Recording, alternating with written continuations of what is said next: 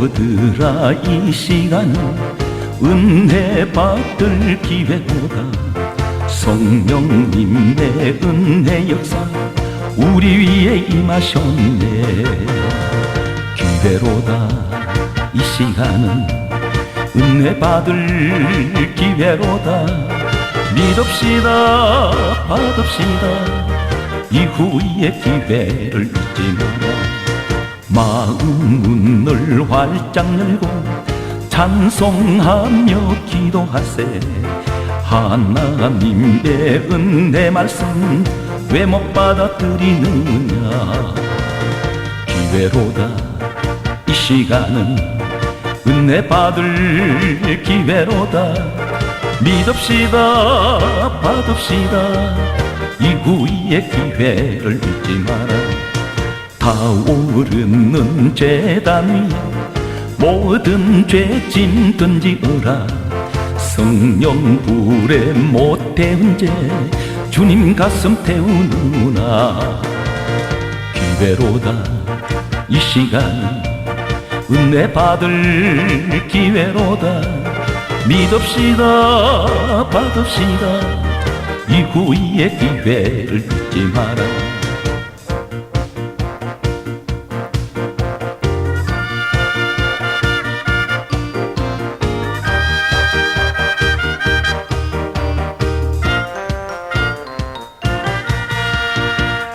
구하여라, 사모하라. 겸손하고 순종하라. 은혜 깊은 하나님이 우리 더욱 사랑하리. 기회로다. 이 시간은 은혜 받을 기회로다. 믿읍시다, 받읍시다. 이후의 기회를 잊지 마라. 내일 아침 있다 해도 인명생사 모르나니. 내 일생의 은혜 기회 늘리는 줄 생각 마라. 기회로다. 이 시간은 은혜 받을 기회로다. 믿읍시다, 받읍시다. 이후의 기회를 잊지 마라. 이 땅에 인류가 시작된 이후부터 지구의 종말이 오는 마지막 때까지, 인류의 마지막이 올 때까지 모든 사람들에게 가장 큰 기쁨을 주신 분이 한 분 계십니다. 바로 그분은 우리 주 예수 그리스도가 되십니다. 사람들이 죄악 가운데 살아갈 때 예수님 오시기 이전에는 모두가 지옥의 인생이었습니다. 죄 가운데서 구원해 줄 신은 아무도 없었습니다. 예수님께서 친히 이 땅에 오심으로 바로 그분이 누구십니까? 빌립보서 2장 6절에는 근본 하나님 본체가 되시는 분이 우리 예수님이시라고 성경은 그렇게 정확하게 경언하고 있습니다.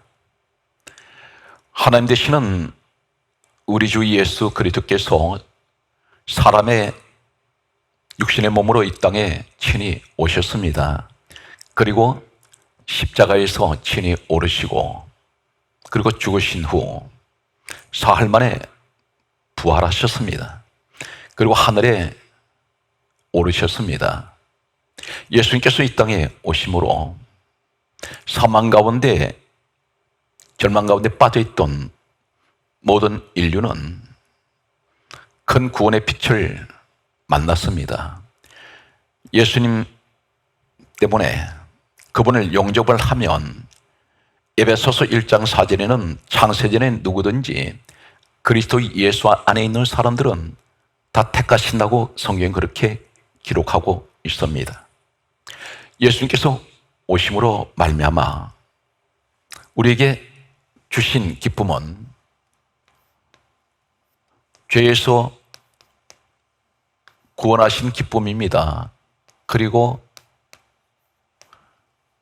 죄 사함을 받게 하시는 기쁨을 주셨습니다. 그리고 천국의 기쁨을 주셨습니다. 하나님의 자녀되는 이 권세와 기쁨을 주셨습니다. 예수 그리스도를 말미암아 온 인류는 큰 기쁨 가운데 놓이게 되었습니다. 예수 그리스도 안에 있는 사람들, 오늘 하나님께서는 이렇게 말씀합니다.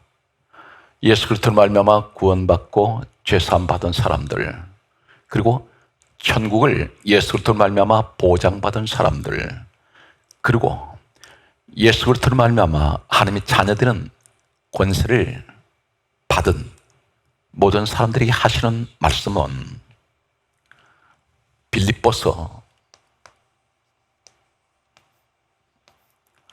4장 4절 말씀과 6절, 빌립보서 4장 4절 말씀과 빌립보서 4장 6절 말씀과 데살로니가 전서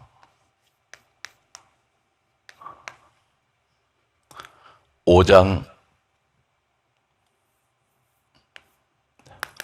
16절에서 18절 말씀에는 빌립보서 4장 4절은 이렇게 말씀하고 있습니다. 주 안에서 항상 기뻐하라. 다시 말하노니 기뻐하라. 그렇게 말씀하셨습니다. 주님 안에 있는 사람들, 그 사람들은 누구입니까?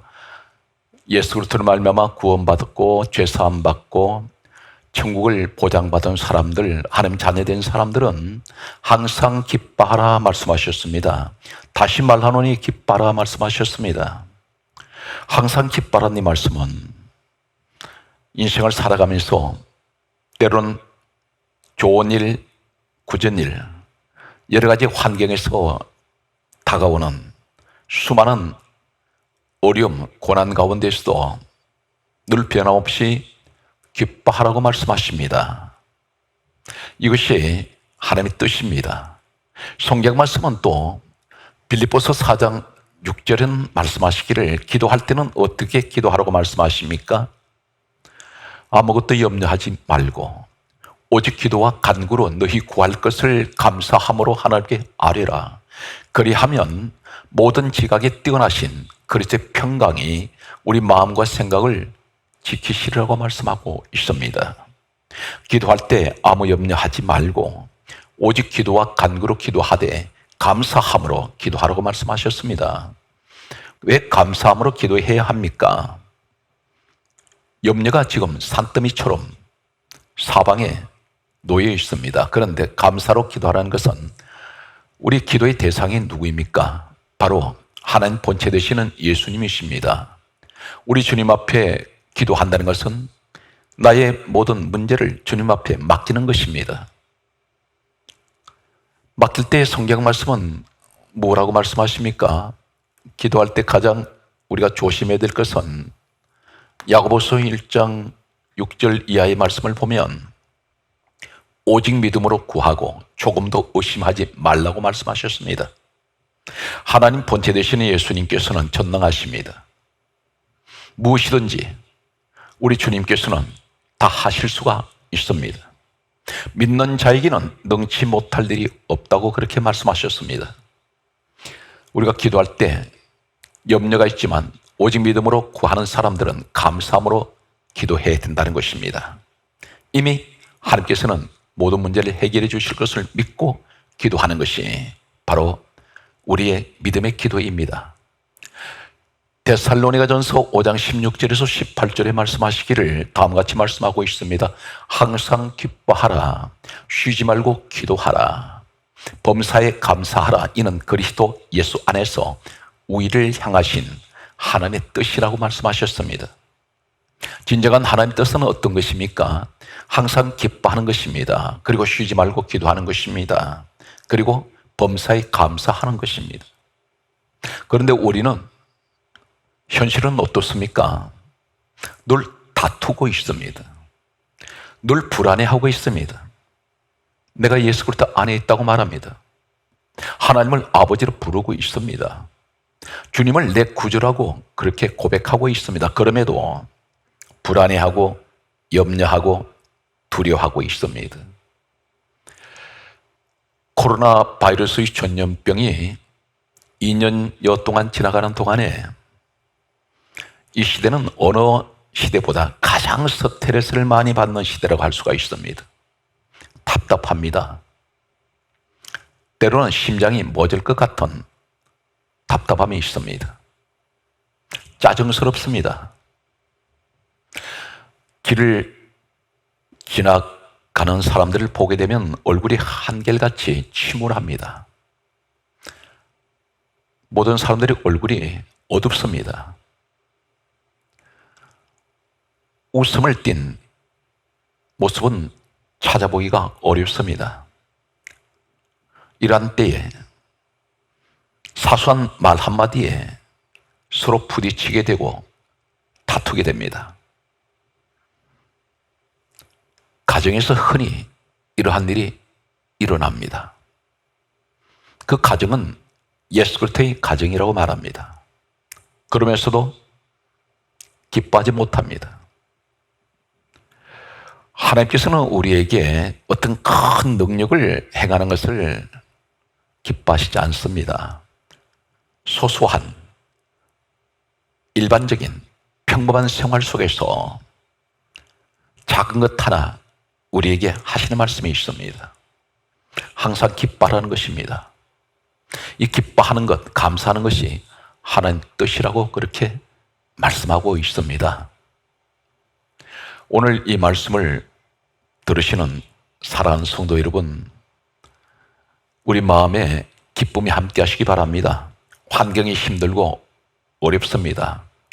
그럴지라도 항상 내 마음에 내 사랑하는 구주 예수 그리스도가 계시고 나와 함께 하시는 우리 주님이 항상 우리 마음을 평안하게 해주시고 오늘 시간 말씀을 듣는 가운데 이 기쁨이 마음속에서 솟구쳐 오르는 이 은혜가 회복되시기를 바랍니다. 오늘 제가 소개하는 한 사람이 있습니다. 야곱의 12아들 가운데 한 사람이 있습니다. 이 사람은 성경의 위대한 많은 사람들 가운데 드러나지 않는 사람입니다. 대단히 일반적이고 보편적인 그러한 사람이 태어날 때부터 이 사람은 불행한 환경에서 태어났습니다. 그런데 이 사람은 항상 사람들에게 기쁨을 주는 사람이었습니다. 웃음을 주는 사람이었습니다. 복을 전하는 사람이었습니다. 바로 이 사람은 야곱의 아들 가운데 아셀이라는 사람입니다. 성경 말씀은 아셀에 관하여 다음같이 말씀하고 있습니다. 창세기 30장 12절과 13절 말씀해 보면 창세기 30장 12절에는 이렇게 말씀하고 있습니다. 레아의 시녀 실바가 아들을 낳았습니다. 그 아들이 아셀입니다. 오늘 성경 말씀은 이 아셀이라는 사람, 아셀,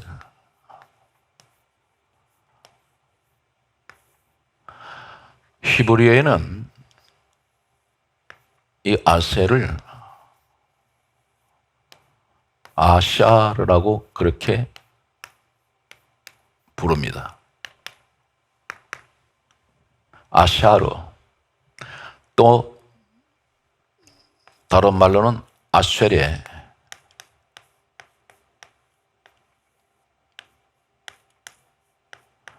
이렇게 부릅니다.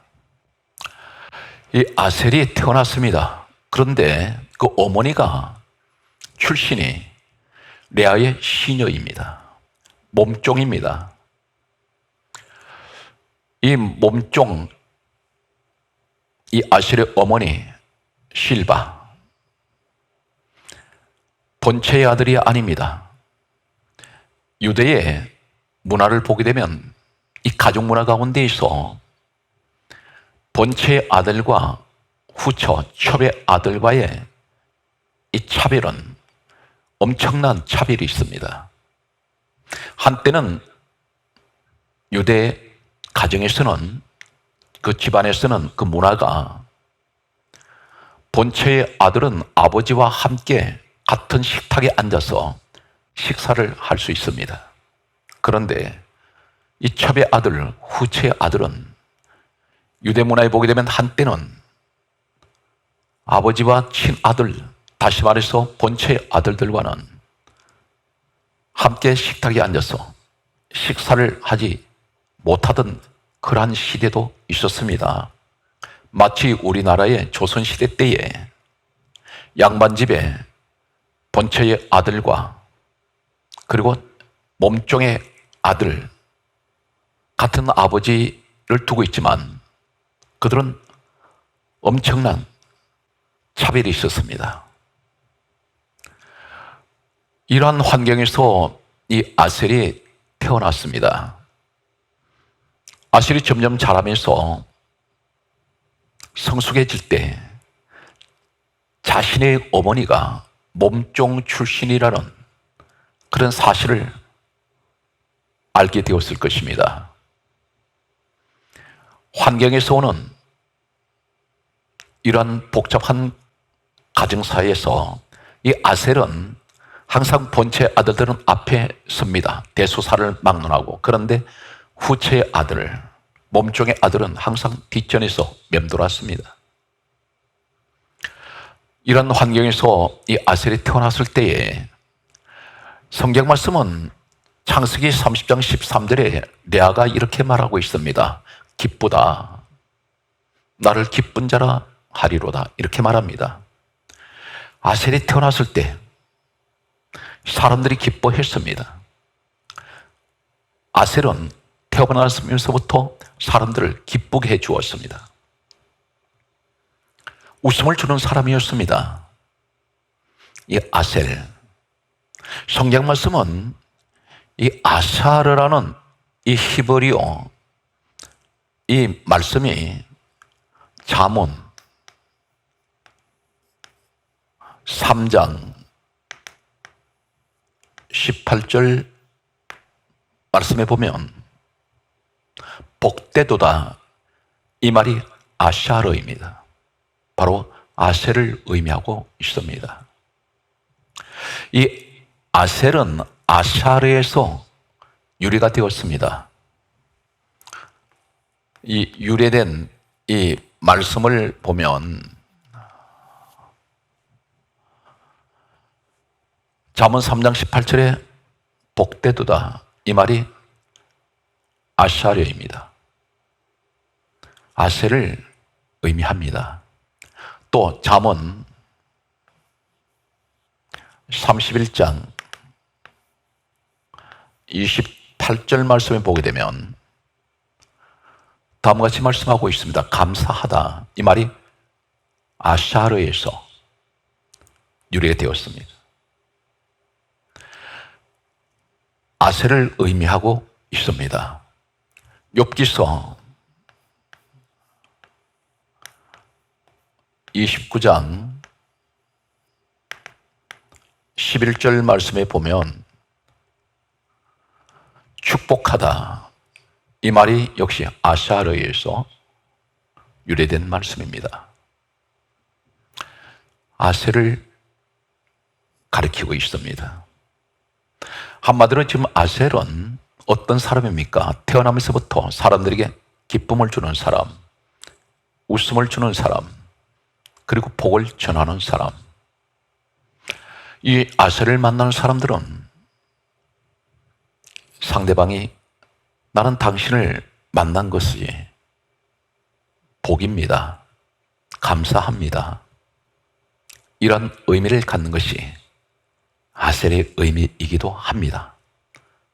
그런데 여기서 이 아샤르 이 의미가 또 다른 의미는 똑바로 가다, 똑바로 가다, 똑바로 가다, 그리고 직진, 직행,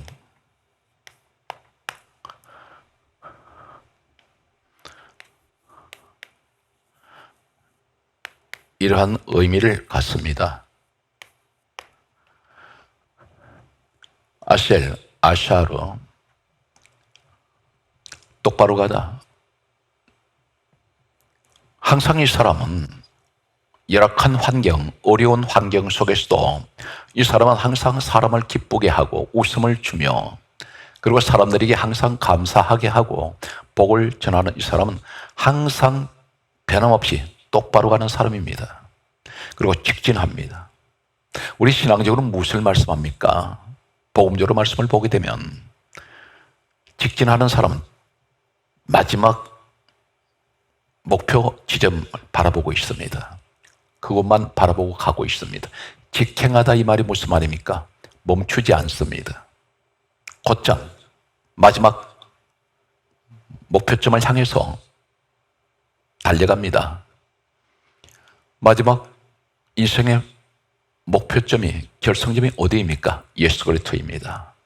주님만 바라보고 가는 사람은 우리 주님께서 말씀하셨습니다.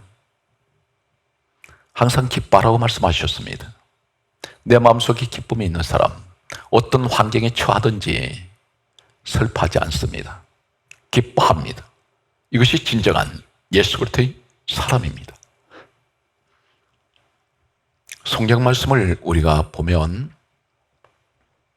계속되는 이 아셀에 관한 말씀이 있습니다. 창세기 49장 20절에 보게 되면 다음과 같이 말씀하고 있습니다. 아셀에게서는 나는 먹을 것은 기름진 것이라. 아셀에게서는 나는 먹을 것이 있습니다. 기름진 것이라. 그가 왕의 수라상을 차리리로다. 그렇게 말씀하고 있습니다. 왕의 수라상은 어떤 것입니까? 왕의 진수성찬 상에, 왕의 상이 이것을 아셀이 차린다고 그렇게 예언하고 있습니다. 이 예언의 말씀은 실제적으로 역사에 보게 되면 이루어지게 됩니다. 왕의 상에 올라가는 것이 아셀의 것이 올라간다는 것입니다. 아셀에게서 나는 먹을 것은 기름진 것이라 했습니다. 무슨 말씀입니까? 오늘 말씀이 배경되어 있는 팔레스타인 이 지역의 지형을 보게 되면 남쪽으로 내려갈수록 황무지밖에 없습니다. 가도 끝이 없는 사막지대입니다. 그런데 반대로 북쪽으로 올라갈수록 비옥한 땅들이 푸른 초원에 펼쳐집니다. 그런데 가장 북쪽에 올라가면 레바논과 국경을 이루는 그 지역이 있습니다. 여기가 바로 하나님께서 아셀에게 주신 지역입니다. 이곳은 지금 중동 전체에서 가장 비옥하고 기름진 땅으로 알려져 있습니다. 1년 내내 푸른 초장이 우거져 있습니다. 수많은 종류의 열매들이 이곳에서 재배되고 있습니다. 온갖 곡물들이 이곳에서 재배됩니다. 중동의 모든 왕족 사람들이 특히나 왕의 상에 올라가는 최고의 곡물은 바로 이 아셀 지역에서 나오는 것들이었습니다. 바로 창세기 49장 20절에 예언하신 말씀 그대로 아셀에게서 나는 먹을 것은 기름진 것이라. 그가 왕의 수라상을 차리리로다. 왕들이 상에 아셀 지역에 주신, 하나님께서 아셀 지파에게 주셨던 이 땅에서 나오는 모든 열매, 곡물들이 여러 나라의 왕들이 상에 올라갔습니다. 지금도 유럽에는 많은 돈 많은 재벌들이 이 중동에 있는 아셀 지역에서 나오는 이 특산품들, 여러 가지 곡물들과 열매들을 수입을 합니다. 가장 선호하는 먹거리가 이 아셀 지역에 있는 많은 곡물들과 열매들입니다. 그리고 채소들입니다. 그들은 공수를 해서 유럽 전역으로 많은 사람들에게 보급됩니다. 오늘 하나님께서는 이 아셀에 대해서 한 가지를 계속해서 말씀하시는 것은, 이 사람은 기쁨을 주는 사람, 복을 전하는 사람, 웃음을 주는 사람. 사랑하는 성도 여러분, 오늘 이 말씀을 들으시는 분들 가운데는 현재 나는 내 주변 사람들에게 어떤 이미지의 사람입니까?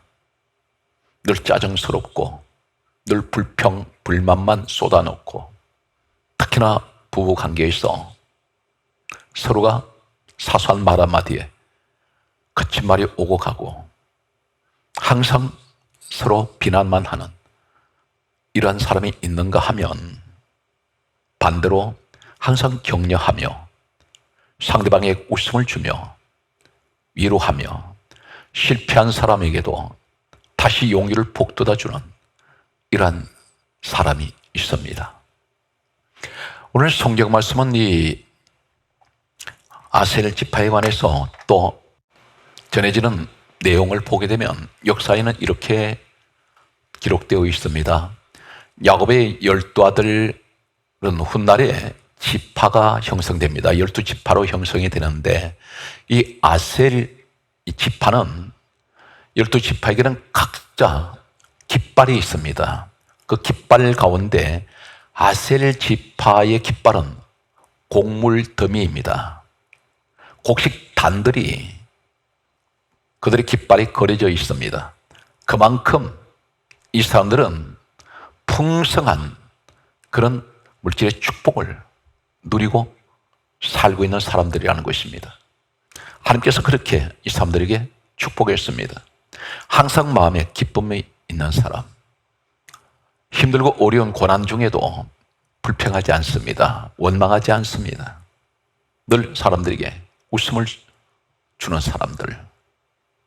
오늘 성경 말씀을 보게 되면 구약 성경에는 이 아셀을 의미하는 아쇠레라는 말이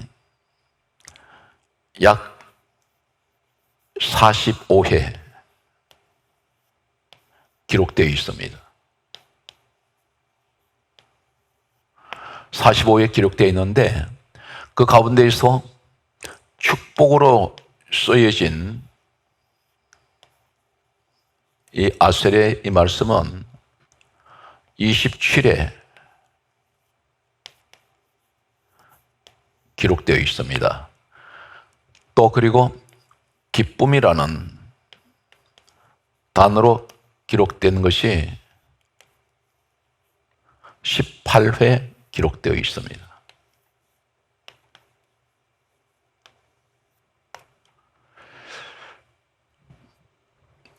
시편 1편 1절의 말씀을 보게 되면 시편 1편 1절에는 다음과 같은 말씀이 있습니다.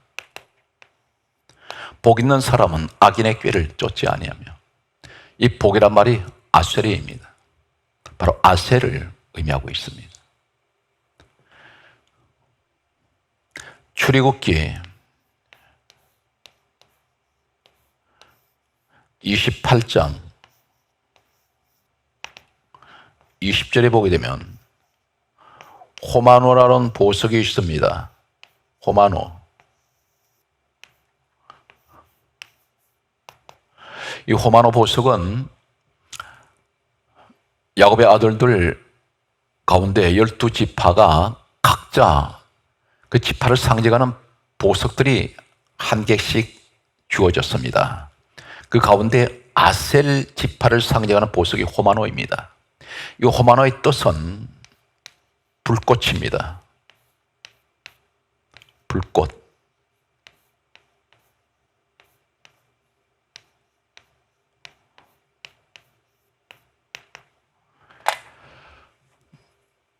마치 이 보석 전체는 강렬한 붉은 빛을 띠고 있는데 불꽃이 활활 타올라가는 그러한 것을 연상을 합니다. 이 호마노는 중동 사람들은 모든 보석 가운데 이 보석을 가장 좋아하고 가지기를 원합니다. 이 보석의 의미는 영광, 번영, 행운을 의미합니다. 다이아몬드보다도 호마노 보석을, 이 희귀한 보석을 가장 선호하고 있습니다.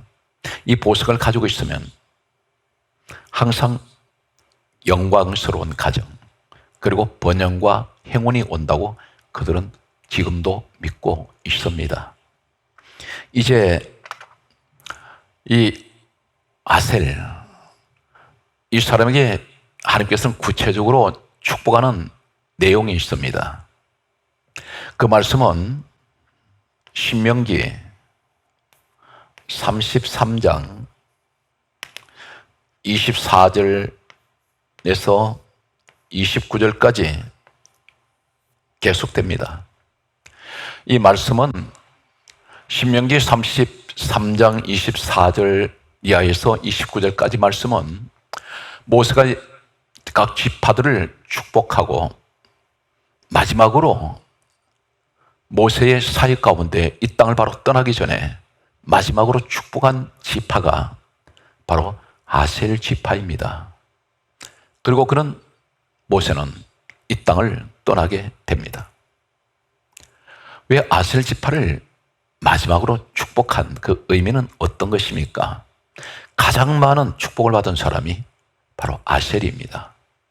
성경 말씀은 신명기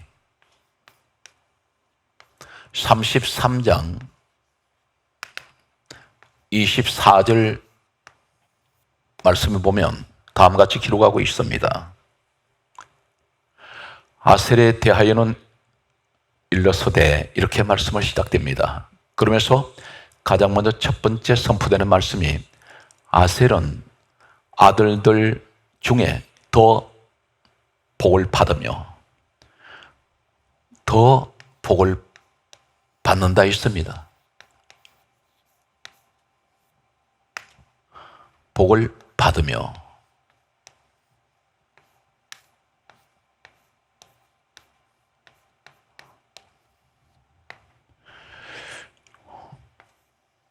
이 아들들 중이란 말은 야곱의 모든 아들들을 말합니다. 그 아들들 가운데 아셀은 더 복을 받을 것이다. 가장 많은 복을 아셀이 받는다는 것입니다. 그리고 결정적으로 이 아셀이라는 사람이 어떤 사람이었느냐면 형제에게 기쁨이 되며 형제에게 기쁨이 된다 했습니다.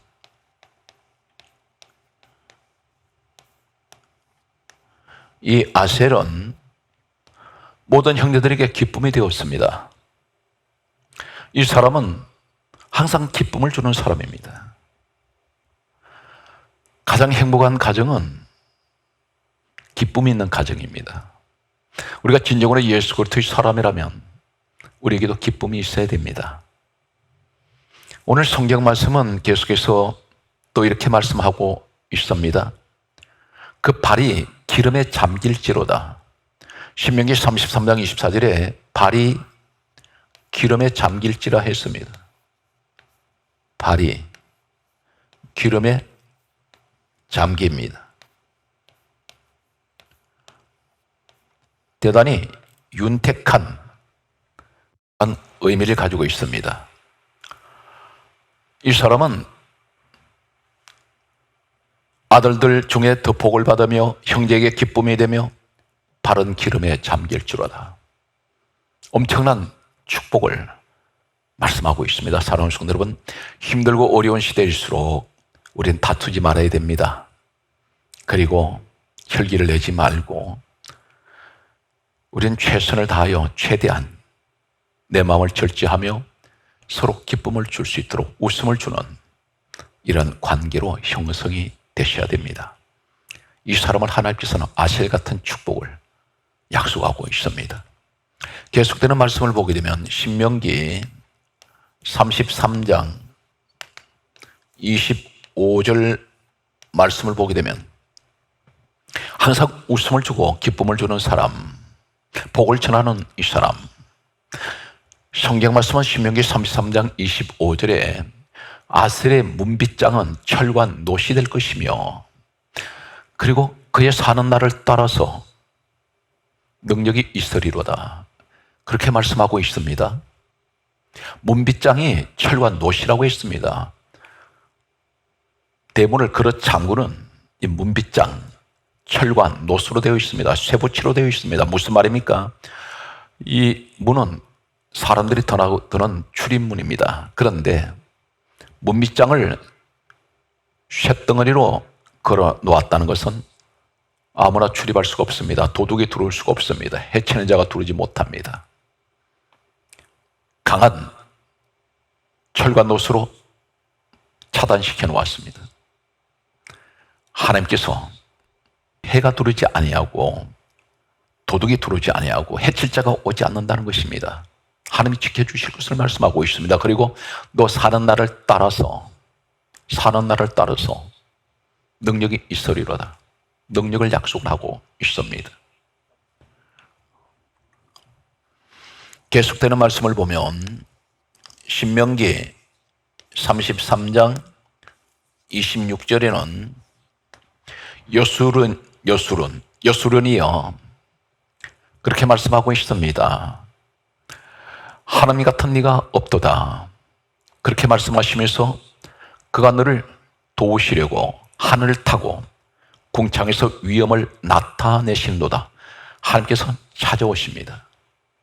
도우시기 위해서 오신다고 말씀하고 있습니다. 계속되는 말씀을 보게 되면 27절 말씀에는 영원하신 하나님이 너의 처수가 되시고 영원하신 팔이 그 아래에 있도다.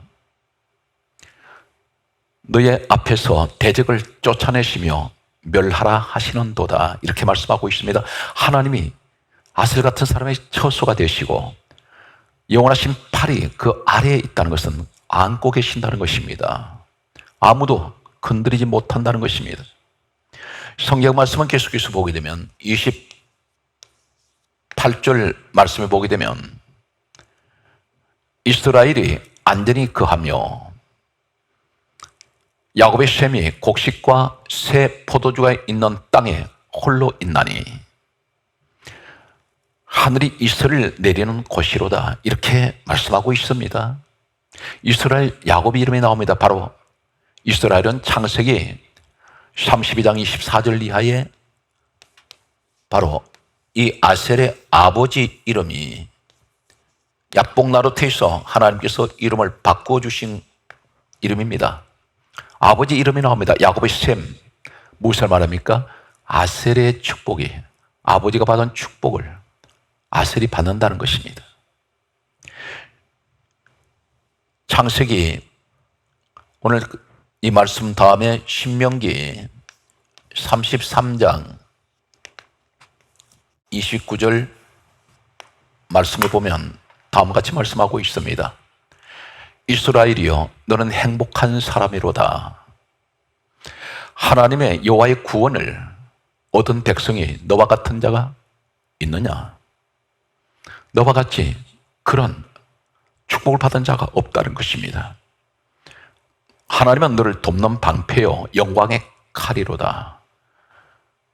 하나님께서 이렇게 말씀합니다. 너 대적을 너에게 복종하며 그들이 높은 곳을 밟으리로다. 권세를 의미하고 있습니다. 사랑하는 성도 여러분, 오늘 우리는 항상 좌절하고 낙심하기 쉬운 이 시대에 우린 믿음으로 일어나야 합니다. 일어날 때 어떻게 일어나야 됩니까? 소망 중에 우리는 일어나야 합니다. 절망 가운데서는 일어날 수가 없습니다. 그 소망 가운데서 무엇이 있습니까? 기쁨이 있습니다. 항상 마음을 기뻐하고 그리고 감사하는 마음을 가지시기 바랍니다. 하나님께서는 오늘도 우리에게 기대하십니다. 힘든 세상을 살아가는 우리들에게 하시는 말씀은 항상 기뻐하고 범사에 감사하면서 무엇이든지 믿고 구하면 하나님께서 다 이루어 주시겠다고 그렇게 약속을 하고 있습니다. 이 사회가 서로 비난하고 비판하고 서로 대적하며 원수처럼 대하는 이런 사회 구조 속에서 진정한 그리스도인들은 항상 은혜로운 말을 해서 많은 사람들에게 은혜를 끼치는 이런 기쁜 소식을 전하는 사람이 되어야 합니다. 그것은 곧 내가 기쁜 소식을 전하는 것은 가장 큰 기쁜 소식은 예수 그리스도를 전하는 것입니다. 사랑하는 성도 여러분, 오늘 말씀 속에서 우리는 성경 말씀에 이렇게 기록하고 있습니다. 야고보서 1장 2절에 형제들아 너희가 여러 가지 시험을 만나거든 온전히 기쁘게 여기라 그렇게 말씀합니다. 이는 믿음의 시련이 인내를 만들어내는 줄 알미라. 인내를 온전히 이루라. 이는 너희로 온전하고 구비하여 조금도 부족함이 없게 해주시기 위함이라 했습니다. 그러므로 우리는 기뻐하라는 것입니다. 문제를 만났을 때 원망하고 앉아있으면 문제 해결 안 됩니다. 우리는 기쁜 마음을 가지고 감사하는 마음을 가지고 주님 앞에 나아가서 우리가 기도할 때에 반드시 하나님께서는 우리의 모든 형편을 알고 계신 우리 주님께서 반드시 오늘 아셀 같은 환경이 열악한 환경에서도 불평하지 않고 기도하는 그리고 감사하는 우리 성도를 통해서 축복하실 것입니다. 모든 범사에 하나님 크신 은총이 함께 하시기를 우리 주 예수 그리스도 이름으로 간절하게 소망합니다.